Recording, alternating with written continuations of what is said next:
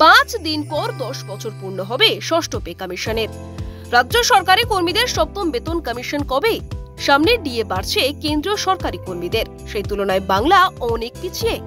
কেন্দ্রীয় সরকারি কর্মচারীদের সঙ্গে মহার্ঘ ভাতা তথা ডিএ ফারাক নিয়ে রাজ্য সরকারি কর্মচারীদের গভীর অসন্তোষ। তার উপর কেন্দ্রের অষ্টম বেতন কমিশনের সুপারিশ 2026 সালের 1 জানুয়ারি বাস্তবায়িত হওয়ার কথা। কেন্দ্র যেখানে অষ্টম পে কমিশন গঠনের পথে, সেখানে রাজ্য পড়ে আছে এখনো ষষ্ঠ পে কমিশনে। বাংলায় কবে সপ্তম বেতন কমিশন গঠন হবে, এই প্রশ্নই এখন সকলের মনে। সপ্তম পে কমিশন নিয়ে কি আপডেট মিলেছে? 2026 সাল আসতে হাতে আর মাত্র 2 মাস, তারপরেই কেন্দ্রীয় সরকারি কর্মচারীদের জন্য লাগু হতে চলেছে অষ্টম পে কমিশন। ইতিমধ্যে তোড়জোড় শুরু হয়ে গিয়েছে। এই আবহে রাজ্যে সপ্তম পে কমিশনের দাবি দাওয়া নিয়ে সরব হলো রাজ্যের সরকারি কর্মচারীদের সংগঠন। কবে নয়া পে কমিশন গঠন হবে সে নিয়ে নবান্নে গেল আইনি চিঠি। বেতন কমিশনের দাবিতে নোটিশ। কোনো বাধা ধরা নিয়ম না থাকলেও কেন্দ্র ও রাজ্যের সাধারণত 10 বছর অন্তর পে কমিশন গঠন করা হয়। পশ্চিমবঙ্গের ষষ্ঠ বেতন কমিশন গঠন করা হয়েছিল মমতা বন্দ্যোপাধ্যায় ক্ষমতায় আসার পর প্রথম মেয়াদে। 2015 সালের 27 নভেম্বর পে কমিশন গঠনের কথা ঘোষণা হয়। হিসেব বলছে ষষ্ঠ বেতন কমিশনের গঠনের পর প্রায় 10 বছর কেটে গেছে, আর 6 দিন পর 26 নভেম্বর 10 বছর পূর্ণ হবে। এই প্রেক্ষাপটে সপ্তম পে কমিশন গঠনের দাবি উঠছে। উল্লেখ্য, 2015 সালে ষষ্ঠ বেতন কমিশনের ঘোষণা হলেও তার সুপারিশ অনুমোদন হয় প্রায় 2019 সালের সেপ্টেম্বর মাসে। বাস্তবায়ন হয় আরও পরে। সূত্রের খবর, সম্প্রতি সপ্তম বেতন কমিশন গঠনের দাবিতে রাজ্য সরকারকে একটি গুরুত্বপূর্ণ আইনি নোটিশ দিয়েছে ইউনিটি ফোরাম।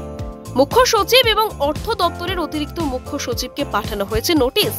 আইনি নোটিশ ইউনিটি ফোরামের পক্ষে আহ্বায়ক শ্রী দেবপ্রসাদ হালদার এবং শ্রী পলাশ দত্ত এই নোটিশ জারি করেছেন।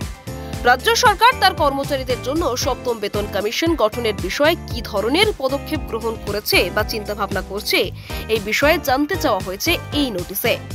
দ্য ওয়ালের রিপোর্ট বলছে, 2026 সালের বিধানসভা ভোটের আগে নতুন পে কমিশন গঠনের ঘোষণা হয়ে যেতে পারে, যদিও রাজ্য সরকারের তরফে এই বিষয়ে কোনো আপডেট মেলেনি এখনো। উল্লেখ্য, বর্তমানে রাজ্যের কর্মীরা কেন্দ্রীয় কর্মীদের তুলনায় মহার্ঘ ভাতার ক্ষেত্রে অনেকটাই পিছিয়ে। কেন্দ্রীয় সরকারি কর্মীরা সপ্তম বেতন কমিশনের অধীনে মোট 58% ডিএ পাচ্ছে, আর বর্তমান সময়ে দাঁড়িয়ে পশ্চিমবঙ্গের সরকারি কর্মীরা ষষ্ঠ বেতন কমিশনের অধীনে মাত্র 18% হারে ডিএ পাচ্ছেন। অর্থাৎ কেন্দ্র এবং রাজ্য সরকারি কর্মচারীদের ডিএ ফারাক বেড়ে হয়েছে 40%।